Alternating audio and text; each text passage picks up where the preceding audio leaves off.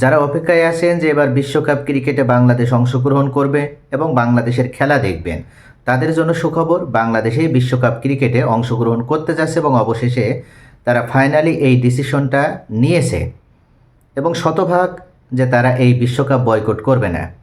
তবে এখানে একটি প্রশ্ন আছে, সেটা হচ্ছে তিনটি শর্ত যদি ভারত অর্থাৎ বিসিসিআই মানতে পারে, এমনকি এক্ষেত্রে আইসিসি যদি কোনো সহায়তা করে, তাহলে কেবল বাংলাদেশ এই বিশ্বকাপে অংশগ্রহণ করবে।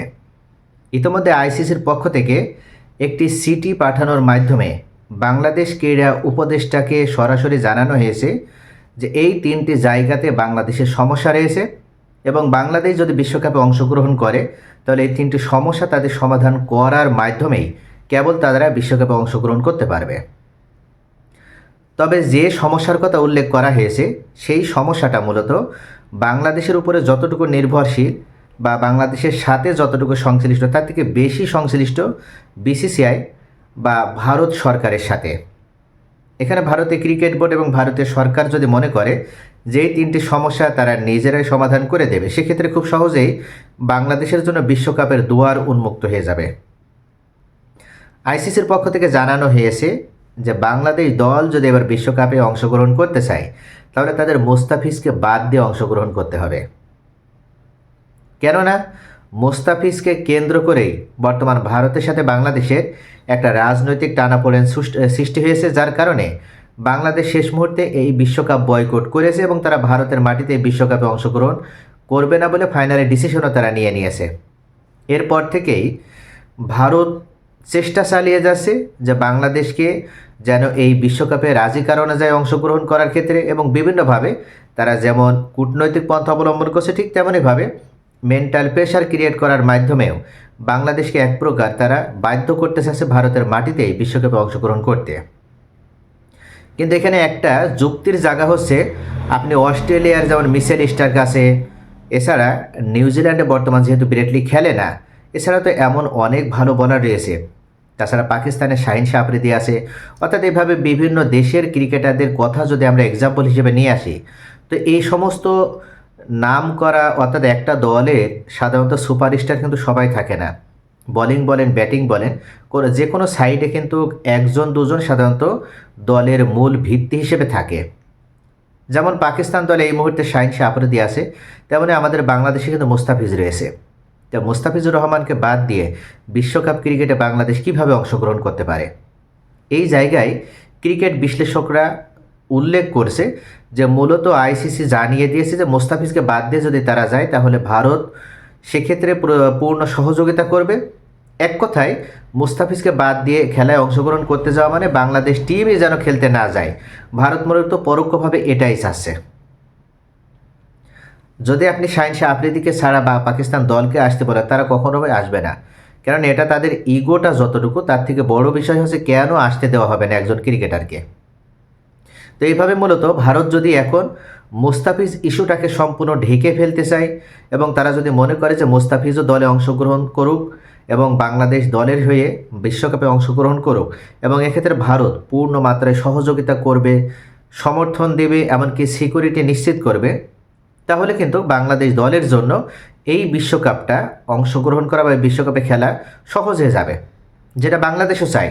বাংলাদেশ কিন্তু ভারতের মাটিতে খেলা তারা যাবে না বা খেলতে যাবে না বিষয়টি এরকম না, কিন্তু ভারত তাদেরকে সহযোগিতা করতে পারছে না, তাদের নিরাপত্তা দিতে পারছে না। এই কারণেই তো বাংলাদেশ শেষ পর্যন্ত ভারতের মাটিতে খেলবে না বলে ডিসিশন নিয়েছে।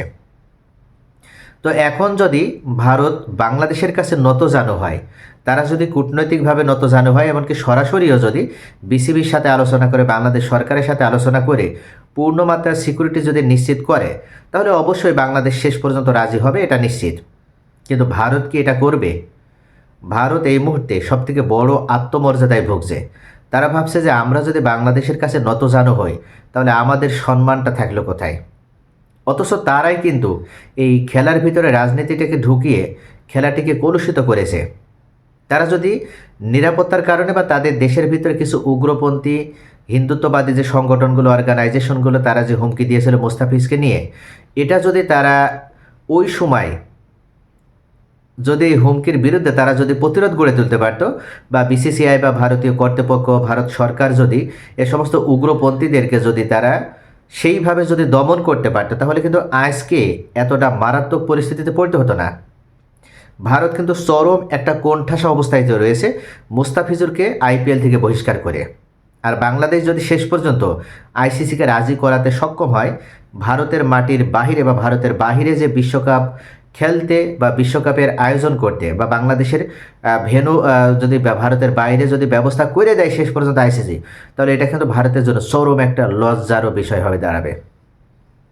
যার কারণে ভারত শেষ পর্যন্ত চেষ্টা করে যাবে বাংলাদেশকে ভারতের মাটিতে নিয়ে আসতে, এবং তারা বাংলাদেশকে নতজানু হয়ে ভারতের মাটিতে খেলতে এক প্রকার বাধ্য করবে।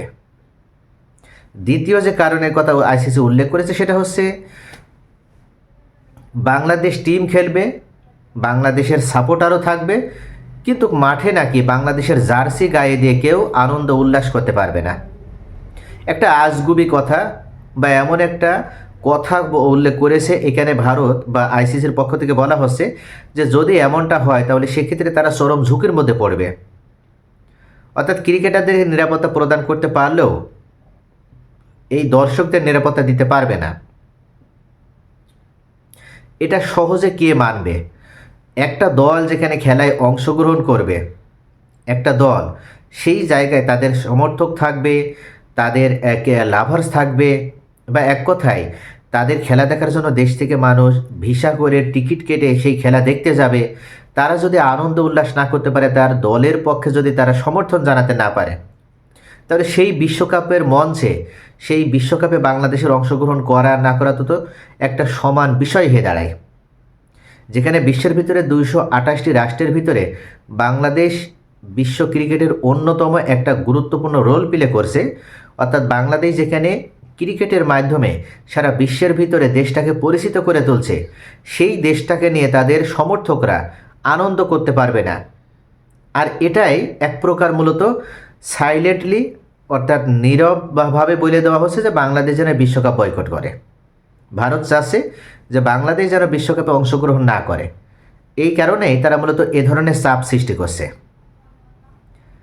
যদি ভারতের খেলা হয় বিশ্বের অন্য কোনো রাষ্ট্রে, ধরে নিলাম অস্ট্রেলিয়ার মাটিতে বা বাংলাদেশের মাটিতে হলো ভারতের খেলা, এবং সেখানে ভারতের দর্শকরা আসতে পারবে, কিন্তু ভারতের জার্সি গায়ে তারা আনন্দ উল্লাস করতে পারবে না।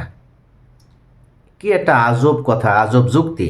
আর এ ধরনের কথা বলার মাধ্যমে মূলত এক প্রকার বাংলাদেশকে দর্শক শূন্য করে ফেলার একটা চিন্তা, এবং এটার মাধ্যমে যেন বাংলাদেশ শেষ পর্যন্ত ভারতের মাটিতে বিশ্বকাপে অংশগ্রহণ না করে, এটাই মূলত চাচ্ছে বিসিসিআই।